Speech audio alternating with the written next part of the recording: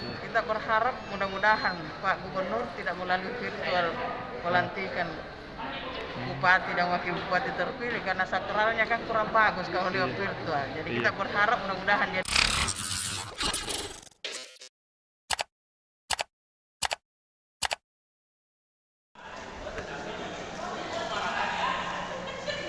terjawab ini dengan biasa.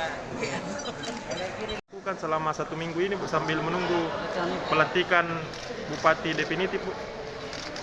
Pelantikan Apa yang akan dilakukan selama 1 minggu ini Bu? rencana tidak perlu terlalu banyak rencana kan, hanya mengisi kekosongan ya yang tidak prinsip, yang prinsip tidak boleh dilakukan gitu.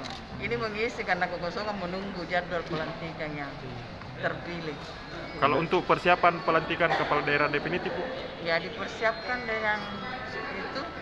Kita berharap mudah-mudahan Pak Gubernur tidak melalui virtual pelantikan bupati dan wakil bupati terpilih, karena sakralnya kan kurang bagus kalau lewat virtual. Jadi kita berharap mudah-mudahan dia dengar Pak Biro, pelantikannya itu dilakukan tidak secara virtual, kecuali yang kayak Prokopimda yang ikut itu bisa untuk lewat virtual. Tetap prokes Bu ya. Tetap prokes, tidak boleh dilewati. Kalau imbauan untuk para pendukung misalnya Bu, jangan sampai datang. Kita berharap pendukung tidak ada ikut, mengingat dengan adanya prokes ini harus disiplin.